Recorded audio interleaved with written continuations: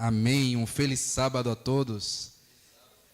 É muito bom estar na casa de Deus. Eu estava ali ouvindo essa linda canção, realmente algo maravilhoso. E meditando o quanto é importante, o quanto é agradável nós nos encontrarmos na presença do Senhor todos os dias.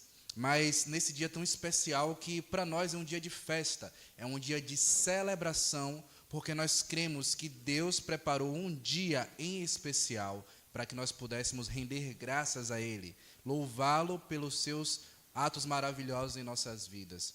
Então, é muito bom estar aqui hoje. Eu fiquei muito feliz também com o convite para poder estar com os irmãos, meditando um pouco mais, refletindo um pouco mais. E nós sabemos da importância que é, mesmo em momentos de dificuldade, mesmo em momentos onde as coisas parecem um pouco mais complexas, nós estamos vivendo realmente momentos onde as circunstâncias ao nosso redor, elas muitas vezes têm parado muitas pessoas, mas o Evangelho de Deus, ele não para porque ele é contínuo, ele é eterno. O próprio Deus, através da Bíblia, fala que os céus e terra passarão, mas a minha palavra não passará. Então, é importante demais nós estarmos aqui hoje para levar uma mensagem de esperança, para levar uma mensagem de agradecimento e de paz. Isso é, sobretudo, esperança. Esperança para aqueles que perecem, esperança para aqueles que sofrem. E eu devo confessar que, para mim, em especial, é uma situação até um pouco engraçada estar aqui hoje, porque há algum tempo atrás eu acho que poucas pessoas imaginariam que nós estivéssemos vivendo o panorama que nós estamos vivendo. Eu acho que há um tempo atrás seria muito pouco provável que tantas igrejas, tantas pessoas tivessem o foco, tivessem a determinação para buscar outros meios de alcançar pessoas a não ser as do nosso próprio ciclo de convivência. E hoje nós vemos isso acontecer de maneira clara, porque estar hoje aqui no templo com alguns irmãos e falando do amor de Deus é maravilhoso, mas ter a ideia de que nós estamos sendo chamados para levar o Evangelho a muitas pessoas que talvez nós nem conhecemos. Hoje pode estar aqui uma pessoa assistindo através do Facebook, através do YouTube, que talvez eu nunca tivesse a oportunidade de falar do amor de Deus. Talvez os irmãos que estão aqui nunca tivessem a oportunidade de conhecer, mas nós estamos aproveitando esse momento. Eu passei por isso alguns anos atrás também. Eu cheguei a apresentar durante um certo período um programa de rádio evangélico também, e naquele tempo eu me perguntava, mas Senhor, o que é que eu vou fazer aqui? Eu não sou tão bom, eu não sou capaz, tem outras pessoas melhores para fazer esse serviço, tem outras pessoas mais capacitadas para servir ao Senhor dessa forma. Eu não sei o que é que o Senhor quer com a minha vida, mas naquele momento Deus, Ele me mostrou sim que Ele tinha propósito para mim. E hoje Ele continua fazendo isso comigo, com todas as pessoas que estão aqui envolvidas e com você que está assistindo a essa programação, com você que está participando da sua casa, do seu trabalho, onde você está agora. Deus, Ele tem propósitos para cada um de nós em todos os momentos da nossa vida. E é justamente sobre isso que eu quero falar com vocês. É justamente sobre essa ideia de propósito, essa ideia do que Deus tem preparado para nós, e muitas vezes da forma como nós observamos isso, que eu quero meditar um pouco com vocês, e eu gostaria que vocês estejam abrindo suas Bíblias no livro de Marcos, no capítulo 11. Livro de Marcos, no capítulo 11, a partir do verso 12, nós vamos falar um pouco justamente sobre a forma como muitas vezes nós pensamos que Deus nos enxerga, e depois nós vamos falar sobre a forma como realmente, como verdadeiramente o Senhor enxerga nossas vidas. Tá certo? No livro de Marcos, no versículo 12, no capítulo 11, versículo 12 em diante, diz assim a minha Bíblia: No dia seguinte, quando saíram de Betânia, teve fome. E vendo de longe uma figueira com folhas, foi ver se nela, porventura, acharia alguma coisa. Aproximando-se dela, nada achou, senão folhas, porque não era tempo de figos. Então lhe disse Jesus: Nunca, jamais coma alguém fruto de ti. E os seus discípulos ouviram isso. E vamos pular agora, vamos saltar até o verso 20, onde diz assim: e passando eles pela manhã, isso já é no dia seguinte, viram que a figueira secara desde a raiz. Então Pedro, lembrando-se, falou: mestre, eis que a figueira que amaldiçoastes secou. Vamos nos colocar nesse momento em oração ao nosso Deus. Pai de infinito amor, grandeza, nós te pedimos, Pai, não iluminação, porque nós cremos que a tua palavra é luz, ela já é iluminada pelo teu Santo Espírito a todo tempo, mas te pedimos, Pai, o discernimento necessário para compreender, ó Deus, aquilo que o Senhor tem de desejo para as nossas vidas. Te pedimos, Senhor, que nesse instante, ao falarmos da Tua lei, ao meditarmos na Tua palavra, o Senhor se faz presente mais uma vez em nossas vidas, para nos moldar, para nos instruir, Senhor. Pai, ser conosco aqui, Pai. Ser conosco neste momento, ó Deus, que diminua aqui os envolvidos, que diminua a minha vida, mas que o Seu nome cresça e seja glorificado. E que através do Seu nome, Pai, vidas que perecem nesse momento tenham vida eterna. Pessoas, ó Deus, que têm andado em caminho de trevas, encontrem a luz e a esperança de salvação que só vem de Ti, Senhor. Nós Te louvamos e Te agradecemos porque nós cremos que em Teu nome há poder. Louvado e exaltado seja o grandioso nome de Jesus. Amém. E esse texto em especial, ele fala muito comigo e creio que fala muito nos dias de hoje, a maneira como nós temos vivido. Nós sabemos que nós estamos numa fase do Evangelho onde as igrejas, elas vão passar, e muitas delas têm passado por um processo de esfriamento espiritual. Isso não é novidade, isso é sim muito triste, nós devemos nos entristecer, mas não só entristecer, e sim renovar as nossas forças para que esse panorama ele venha a ser mudado através da nossa vida. O mundo em que nós vivemos hoje é um mundo onde a permissividade tomou conta das pessoas, e muitas vezes a natureza cristã, a natureza de entrega pelo Evangelho, ela tem sido deixada para trás. Nós temos que entender que nós estamos vivendo num momento onde mais do que nunca é necessário se falar do amor de Deus. É necessário levar esperança de salvação às pessoas. É necessário uma vida de testemunhos. E o sinal disso tudo, o porquê disso tudo, a razão dessa vida, desse estilo de vida, é para que nós venhamos a dar frutos. Eu já falei em outros momentos, em outras mensagens, algo que é fato e é verídico. Quando nós chegarmos nas portas do céu e nós tivermos o desejo de entrar nelas, o que vai ser medido, o que vai ser julgado, não é o seu cargo na igreja, não é a quantidade de cultos que você participou, não é aquilo que você tem feito no seu sábado, ou a maneira como você tem se comportado em relação ao seu cargo, não é nada disso, não é o seu nome, não é o seu título. O que vai ser levado em consideração são as obras das suas mãos, e as obras das suas mãos são os frutos que você tem deixado nesse mundo. Eu não estou falando aqui de carros, de casas, de emprego. Eu estou falando aqui de frutos de vida, de pessoas a quem o Evangelho foi pregado, de pessoas que alcançaram o amor de Jesus através da sua vida transformada. Você que está ouvindo agora, você que está participando desse momento, que está acompanhando essa programação, quais os frutos que você tem deixado neste mundo? E essa é a pergunta, esse foi o questionamento que aconteceu naquele momento com a figueira. Observem, nós temos diversas maneiras de procurar justificativas, de procurar desculpas para as nossas atitudes, as nossas falhas, os nossos erros. Afinal, nós somos pecadores, a nossa natureza é humana, e Deus conhece o nosso coração. Deus sabe de todas as coisas, mas qual tem sido a sua desculpa? Qual tem sido a minha desculpa?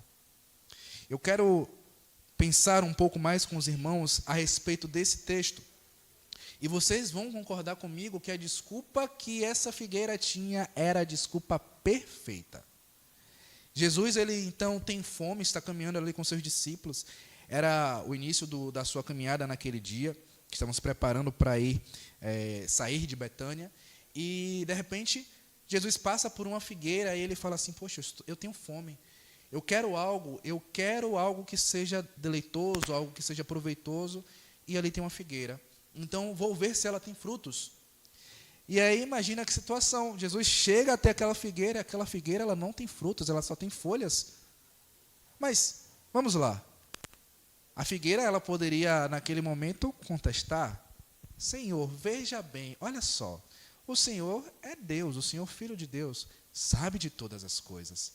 O Senhor criou uma coisa chamada estações do ano. E justamente, Senhor, olha que coisa, nesse momento que o Senhor veio até aqui, é justamente a estação que eu não tenho frutos.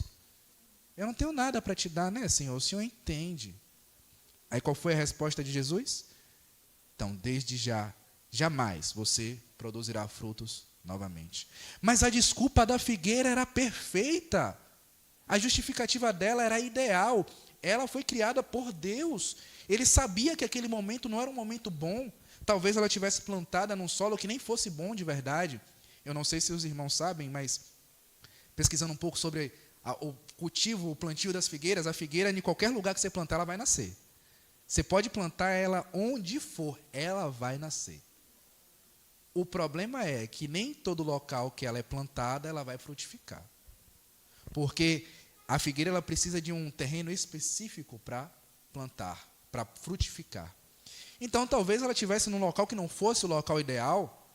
Talvez ela estivesse realmente fora do seu tempo, não era o tempo dela dar frutos, a Bíblia fala isso. Mas você já parou para pensar que talvez essa seja a desculpa que nós temos dado durante todos os nossos dias, durante toda a nossa vida? Senhor, o Senhor entende as circunstâncias da vida, Senhor. Os momentos que eu tenho passado, são tantas lutas no meu trabalho, a igreja é tão difícil, as pessoas não me compreendem, minha família, é tanta perseguição, Deus, esse mundo em crise, eu não aguento mais. É por isso, Deus, que eu não tenho dado frutos.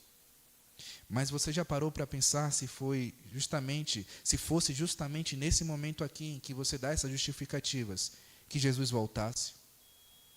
Você já parou para pensar se fosse exatamente agora que ele voltasse? Quais seriam as suas desculpas? Qual seria a sua justificativa para não dar frutos? Olha, eu tenho alguns anos caminhando no Evangelho e, sinceramente, nós que, principalmente as pessoas que têm uma facilidade para falar, nós somos muitas vezes levados a querer argumentar, a querer mostrar que nós temos razão, dar justificativas. E isso é algo que é muito complicado, porque quando você vai usando todos os seus argumentos, todas as suas justificativas, você vai percebendo que elas são totalmente vagas quando se fala de evangelho. Quando se fala de amor de Deus, de pregar o amor de Deus, de levar a mensagem de vida eterna, qualquer justificativa que você use, ela é falha porque várias pessoas já usaram antes de você e não é justificativa. Não é. A forma como nós temos vivido, ela é uma forma falha, é uma forma onde nós nos abalizamos nas nossas próprias atitudes, na nossa própria vontade. Sabe, pensar que nós temos a capacidade de argumentar com Deus sobre a situação em que nós vivemos, é esquecer que o próprio Deus se fez homem para morrer pela nossa vida. Ele foi tentado, ele foi provado em cada uma das situações que nós somos provados hoje. E nós precisamos muitas vezes olhar para dentro de nós, olhar o que é que nós temos transmitido. E eu não falo isso, irmãos, com o pensamento ou com o ar de que você deve ser ou que eu seja melhor do que ninguém. O contrário, é justamente o contrário. É entendendo que nós somos falhos que nós vamos tentar dar o nosso melhor para Deus. É entendendo que eu sou pecador, até chegar aqui eu tive que ser transformado, trabalhado por Deus, para que algo pudesse ser usado através de mim. E a cada vez que você vai deixando para trás quem você era, você vai percebendo o que Jesus te tornou. Sabe, eu não quero chegar no dia em que o Senhor volte e Ele olhar para mim e não ver algo que vale a pena ser levado ou que eu não deixei algo que vale a pena ser visto. É muito fácil hoje no mundo em que nós vivemos, apesar que nós vamos entender que há circunstâncias, há situações em que dificultam as coisas, mas venhamos e convenhamos, se você hoje se esforça muito, estuda muito, busca muito, você vai crescer na sua vida secular. Isso é um fato. Talvez você consiga até aquele casamento que você queria, aquele carro, um carro zero, bonito. Talvez você consiga ele. Talvez você consiga o trabalho dos seus sonhos, a faculdade dos seus sonhos. Isso tudo é muito fácil, isso tudo a gente consegue conquistar. E não adianta dizer também, nesse caso, que as circunstâncias te impedem, porque eu conheço pessoas que nasceram em uma situação terrivelmente pior que a minha e que hoje são felizes porque elas acreditaram nos seus objetivos. Mas quando nós falamos do amor de Deus, não há nada em nós que vale a pena ser conquistado senão vidas, senão pessoas a serem transformadas.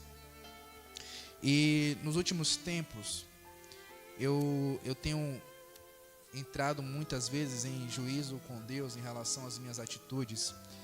E o mais interessante das nossas atitudes e dos nossos argumentos é que cada vez que você entra em determinada situação e que você tenta justificar algo, que você tenta mostrar que você estava certo, é comum você ouvir a voz de Deus falar: olha, Herberson, tudo bem, você acha que você está certo, você acha que seus argumentos estão certos, então eu não argumento mais.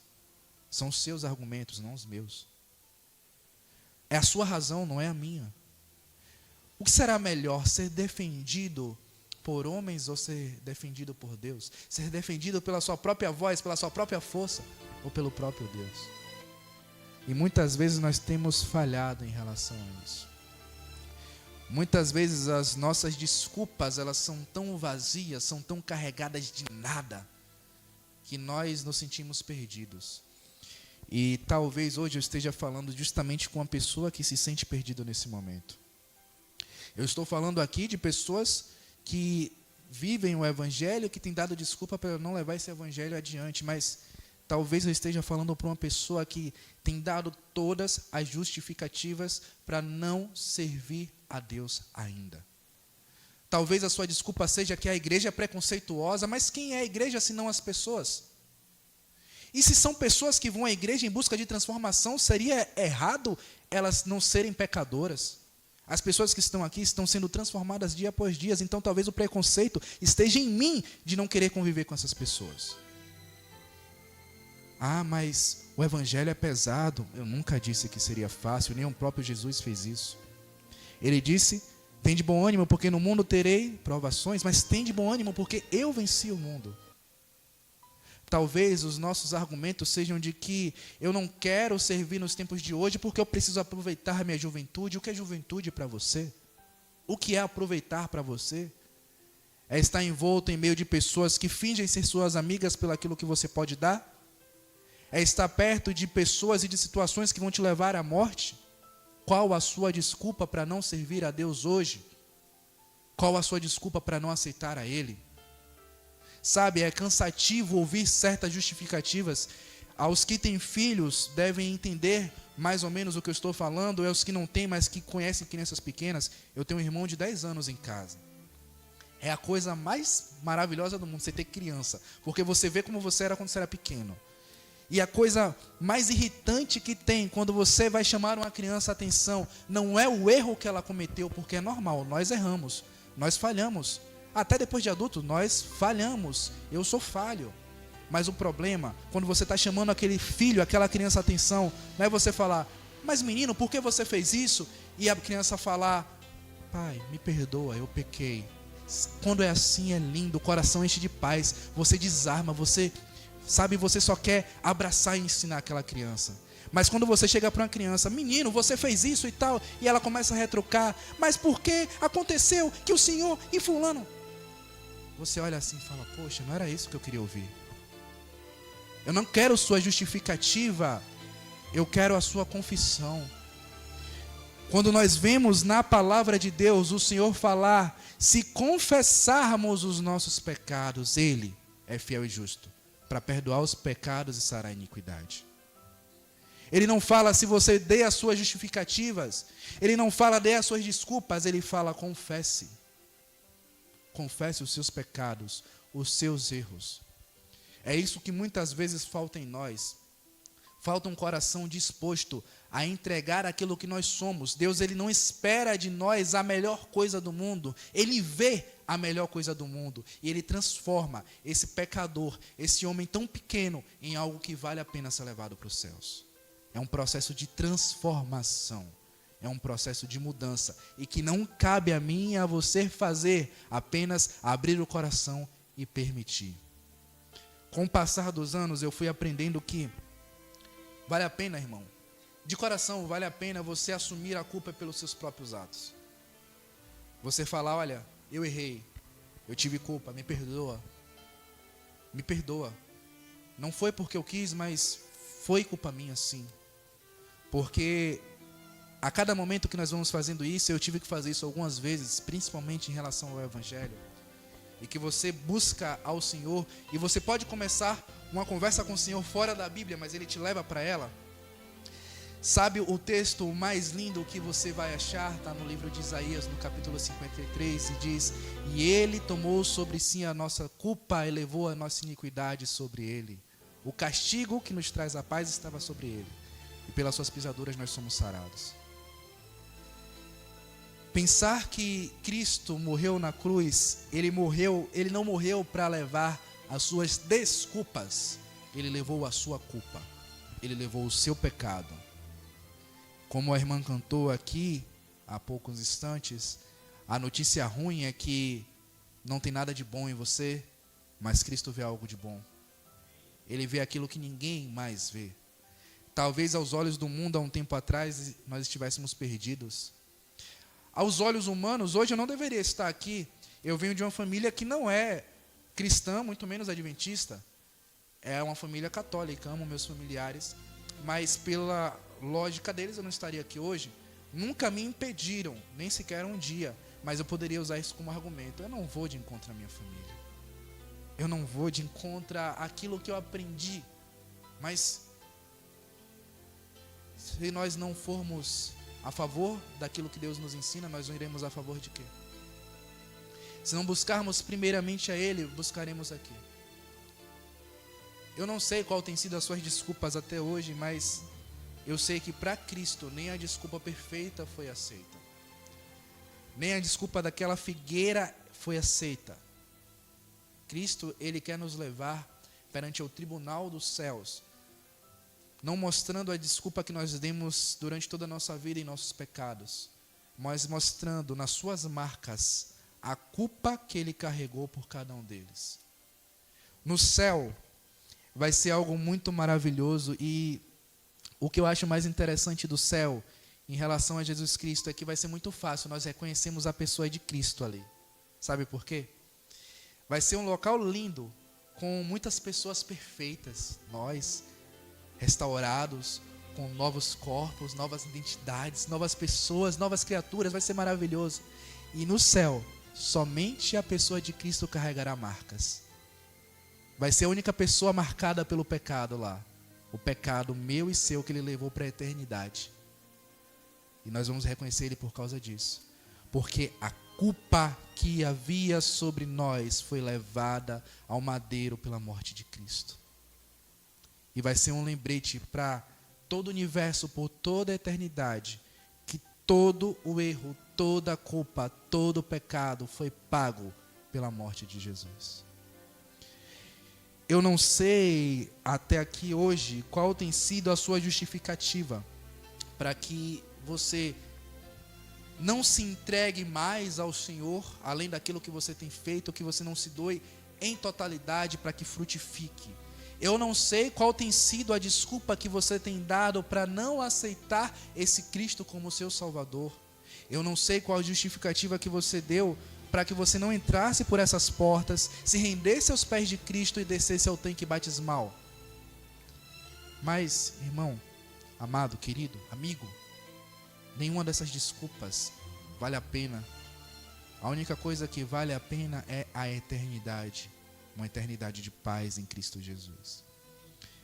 Eu normalmente eu não gosto de ler, mas eu acredito até que alguns já tenham ouvido isso, e é algo que é completamente real, é interessante e cabe justamente nisso que nós falamos. Eu quero ler aqui para vocês algo que diz assim: se Abraão era velho demais, se Isaac era sonhador demais, se Jacó era trapaceiro, se Moisés era gago, se Gideão tinha medo, se Sansão era mulherengo, se Raabe era prostituta, se Jeremias era jovem demais, se Davi foi adúltero e assassino, se Isaías tinha lábios impuros e pregou nu, se Jonas fugiu de Deus, se Noemi era viúva e desamparada, se Jó perdeu tudo o que tinha, se João Batista era esquisito, se Pedro negou a Cristo, se os discípulos duvidaram da ressurreição, se Marta se preocupava demais,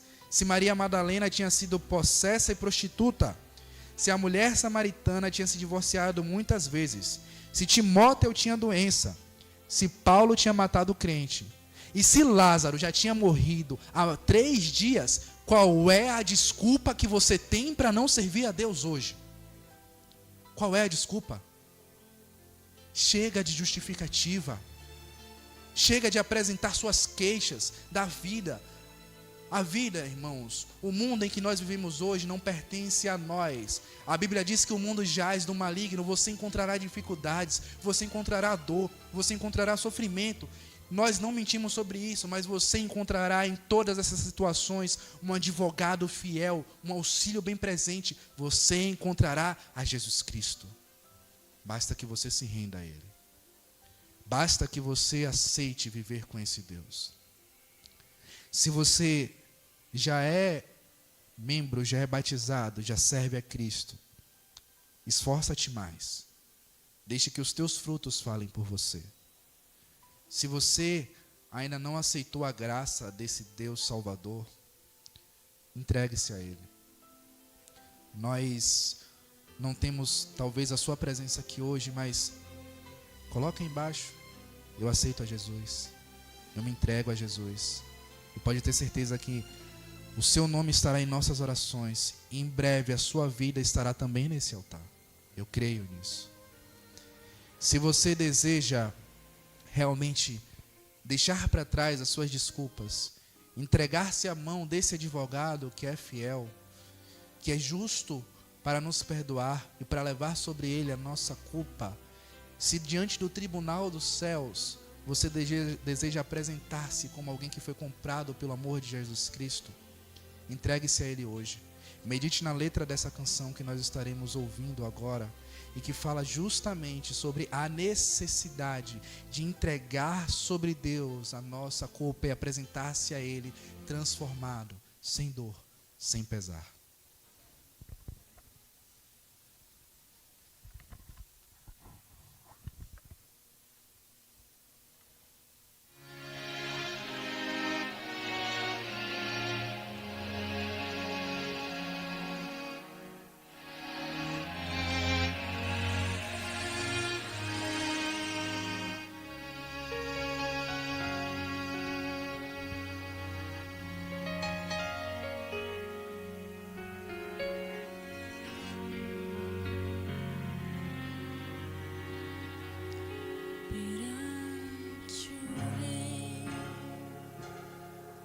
Diante desse tribunal estou aqui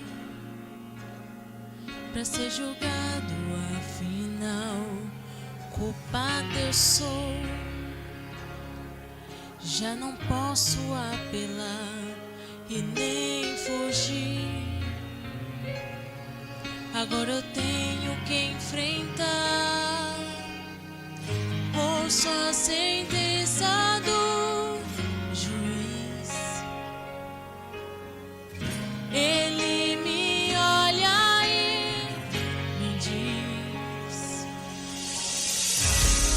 meu filho, não temas, o meu amor te basta. Eu já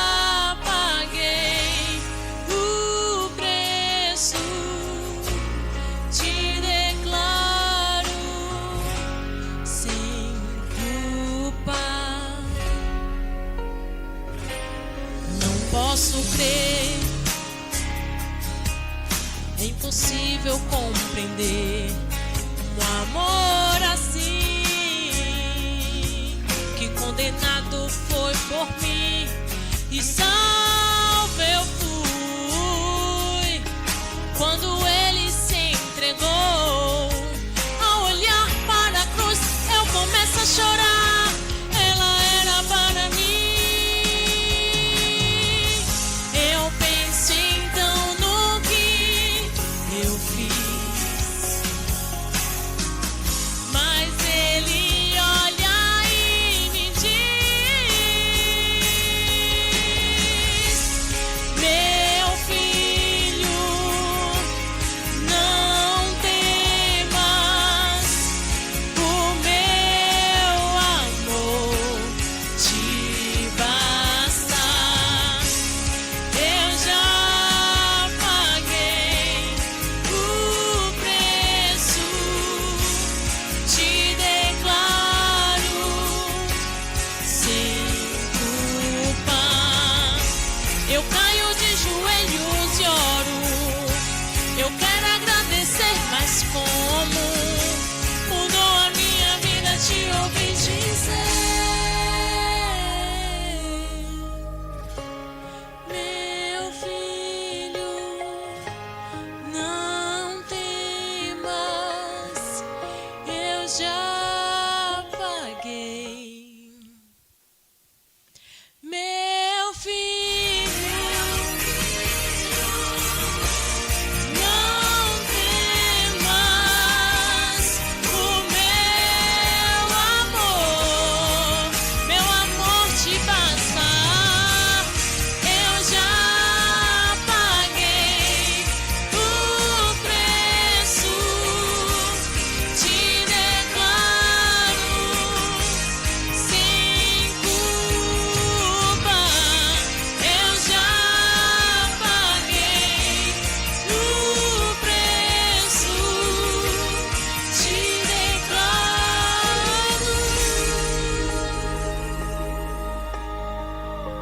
sem culpa, sem culpa.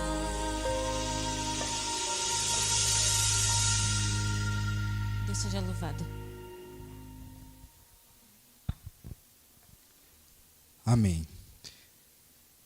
Se nós deixarmos para trás todas as nossas desculpas, se nós nos entregarmos verdadeiramente ao nosso Deus, se diferente daquela figueira, nós, ao invés de apresentarmos justificativas, apresentarmos os nossos frutos, a nossa vida entregue, automaticamente a resposta de Deus é: não há mais culpa para você, porque verdadeiramente você reconheceu o meu Filho como seu Salvador.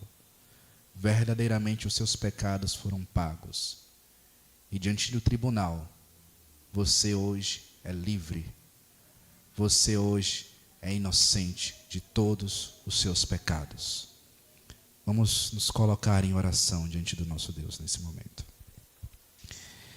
Deus de amor e infinita graça, nós te louvamos, Senhor.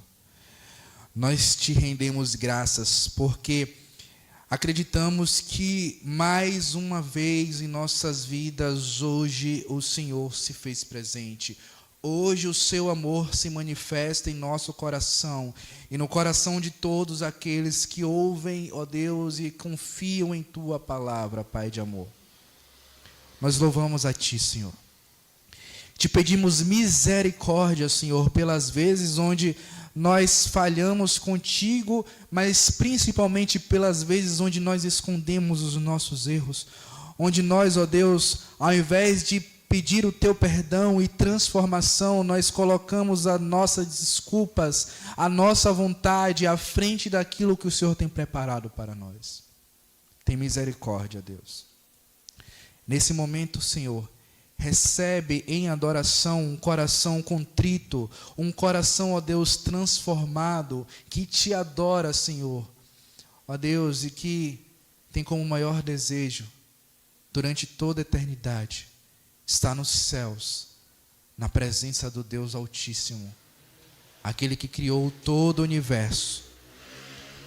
Pai amado, Pai querido, se há nesse instante alguém, Senhor, que tem ouvido essa palavra, mas que talvez o seu coração ainda precise ser trabalhado, ó Deus, e que ainda não tem a coragem suficiente, ó Deus, para se entregar totalmente a Ti, para dedicar-se verdadeiramente ao Senhor, tem misericórdia, Deus. Trabalha mais um pouco esse coração ainda, Senhor.